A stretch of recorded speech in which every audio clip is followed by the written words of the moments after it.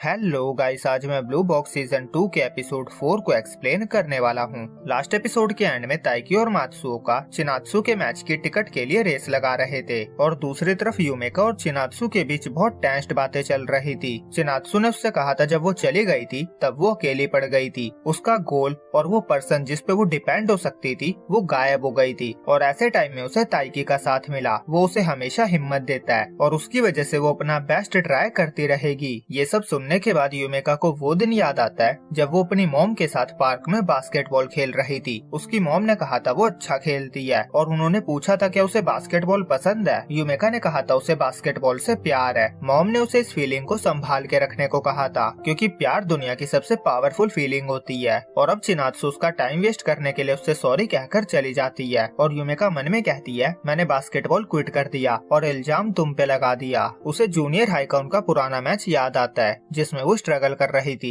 उसे समझ आ गया था बड़े बच्चे ज्यादा प्रैक्टिस करते हैं तो अब उसे भी चिनात्सु की तरह बहुत सारी प्रैक्टिस करनी होगी। उसे टीम में उसके टैलेंट की वजह से जगह मिल जाती थी क्योंकि सबको लगता था वो अच्छा खेलेगी, पर अब टाइम आ गया था कि उसे शो करना पड़ेगा। उस रात को वो जब घर गई थी तो उसके पेरेंट्स के बीच में लड़ाई चल रही थी और वो ये सब अवॉइड करने के लिए वहाँ से भागकर चली गई थी। फिर अगले दिन सुबह जब वो जिम में गई तो चिनात्सु ऑलरेडी वहाँ प्रैक्टिस कर रही थी और उसने उसे साथ में प्रैक्टिस करने को कहा था और यूमेका ने उसे अपनी प्रॉब्लम्स के बारे में ना बताने का डिसाइड किया क्योंकि वो उसे नेगेटिव इमोशंस फील नहीं करवाना चाहती थी। फिर आया उनके जूनियर हाई स्कूल का लास्ट मैच। यूमेका का मानना था असली गेम में आपको आपकी प्रैक्टिस का रिवॉर्ड नहीं मिलता बल्कि प्रैक्टिस से आप कितना कॉन्फिडेंस लेकर आए हो उससे आपको स्ट्रेंथ मिलती है। पर अभी भी उसमें चिनात्सु जितनी स्ट्रेंथ नहीं थी। उसे बास्केट करके गेम को जीतना था पर वो नहीं कर पाई थी। वो सोचने लगी थी काश उसने और प्रैक्टिस की होती। उसके मन में बहुत सारे सेल्फ डाउट वाले क्वेश्चंस आने लगे थे। उसका गोल क्या था? अगर उसने और प्रैक्टिस की होती तो क्या आज वो जीत जाते? क्या यही उसकी लिमिट है?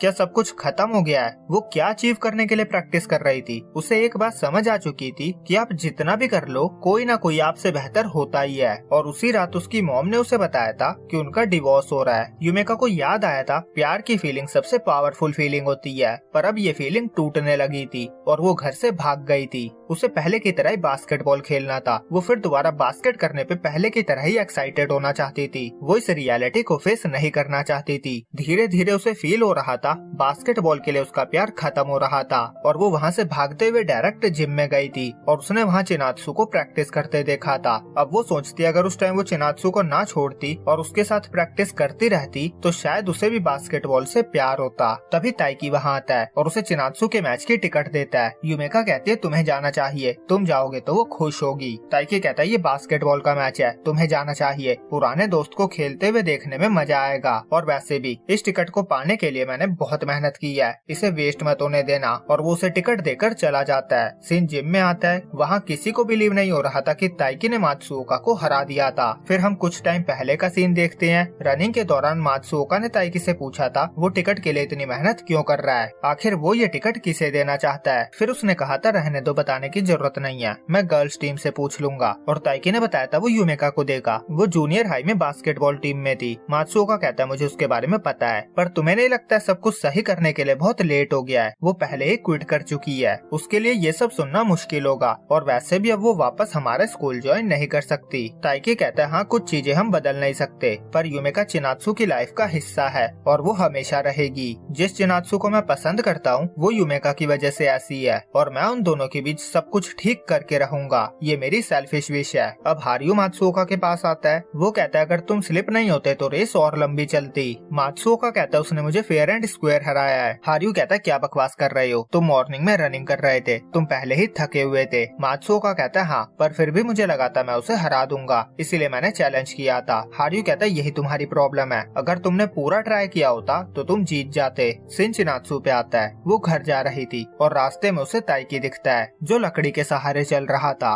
वो पूछती है वो यहाँ क्या कर रहा है, उसे तो भी प्रैक्टिस करनी चाहिए थी। ताइकी कहता है मैं रनिंग पे निकला था। वो उसे यूमेका को टिकट देने वाली बात ना बताने का सोचता है और चिनात्सु नोटिस करती है उसे बहुत पसीना आ रहा था। वो टॉवल से पसीना पोंछने लगती है। चिनात्सु कहती है अगर पसीना नहीं पोंछोगे तो तुम्हें कोल्ड हो जाएगा। ताइकी कहता है पर वो तुम्हारा टॉवल है। चिनात्सु कहती है चिंता मत करो, ये नया है। तभी ताइकी को छींक आती है और चिनात्सु फेस बना लेती है। मैंने कहा था ना। ताइकी कहता है वैसा फेस मत बनाओ। चिनात्सु उसे अपनी जैकेट पहना देती है। ताइकी कहता है मेरी कॉपी कर रही हो। चिनात्सु कहती है मैं ऐसा क्यों करूंगी, तुमने मेरे लिए बहुत कुछ किया है, मैं बस फेवर रिटर्न करने का सोच रही हूँ। ताइकी कहता है मैं सोच रहा हूँ अब तुम मुझे और क्या दोगी। चिनात्सु हैरान हो जाती है। ताइकी कहता है मैं मजाक कर रहा था। वो मन में कहता है एक्चुअली में तो इसने मुझे बहुत कुछ दिया है। और चिनात्सु कहती है तुम जब भी प्रॉब्लम में होगे मैं हमेशा तुम्हारा साथ दूंगी। फिर हम सीधा 23 दिसंबर का सीन देखते हैं। अयामे को यकीन नहीं हो रहा था कि क्रिसमस आ गया था। वो 5th क्लास के बाद से कभी क्रिसमस पे सिंगल नहीं रही थी। क्यों कहता है दिसंबर की शुरुआत में भी तुम्हारा रिएक्शन ऐसा ही था। अयामे कहती है तुम भी तो सिंगल हो, तुम पैनिक क्यों नहीं हो रहे हो। क्यों कहता है मैं हर साल अपनी फैमिली के साथ क्रिसमस मनाता हूँ, मेरे 3 सिबलिंग्स हैं, कुकिंग और प्रिपरेशन का बहुत सारा काम होता है। वो अयामे से पूछता है वो अपनी फैमिली के साथ सेलिब्रेट क्यों नहीं करती। अयामे कहती है कारेन के अपने अलग ही प्लान्स होते हैं, वो फैमिली के बारे में सोचती तक नहीं। तभी हीना आती है। वो अयामे से कहती है कल वो प्रैक्टिस के बाद कैरियोके जाएंगे,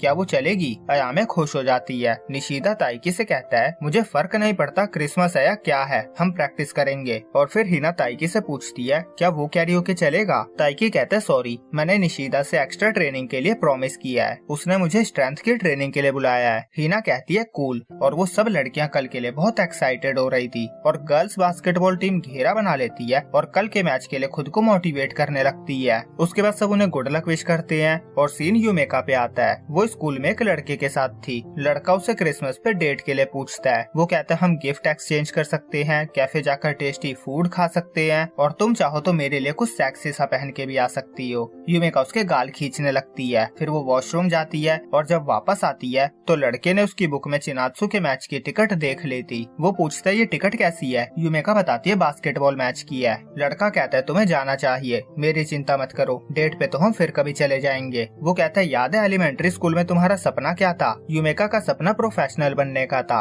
और लड़के का सपना था सॉकर प्लेयर बनने का, जिससे लड़कियां उसकी दीवानी हो जाए। वो कहता है मैं अपना सपना भूल गया था पर मैंने उस पर कभी गिव अप नहीं किया था, पर तुमने तो अपने गोल को माइंड में रख कर बास्केटबॉल खेला था और इसीलिए तुम्हें समझ नहीं आया था कि तुम चिनात्सु से कैसे बात करो। ऐसे टाइम में तुम्हें सभी फालतू चीजों के बारे में सोचना छोड़ देना चाहिए। लाइफ में एंजॉयमेंट, हर्डल्स और पेन तो होते ही हैं, पर तुम एक एक करके उसे हटा सकती हो और अपने गोल को देख सकती हो। क्या तुम्हें बास्केटबॉल से प्यार नहीं है? शायद तुम्हारा ऑब्सेशन इतना भी बुरा नहीं है। यूमेका अपने बालों में हाथ मारने लगती है। लड़का कहता है जब भी तुम नहीं चाहती कि मुझे पता चले तुम क्या सोच रही हो, तुम हमेशा ऐसा ही करती हो। यूमेका कहती है तुम कुछ नहीं जानते। वो मन में कहती है कुछ लोग आंखों में आंसू लाए बिना ही पेन को सह लेते हैं। अगर तुम खुद को बहुत ज्यादा पुश नहीं करना चाहते तो क्विट करने में कोई बुराई नहीं है, पर तुम्हें अपनी मेहनत को याद रखना चाहिए, अपने प्यार पे भरोसा रखना चाहिए, क्योंकि यही सबसे पावरफुल फीलिंग होती है। और इसी के साथ वो मैच के दिन चिनात्सु के मैच को देखने पहुंच जाती है और यहीं पे ये एपिसोड एंड होता है। आई नो बहुत ज्यादा डिले चल रहे हैं एपिसोड, पर चिंता मत करो, अगला जो आर्क 2 एपिसोड में कवर होने वाला था मैं उसे एक ही लॉन्ग वीडियो में कवर कर दूंगा।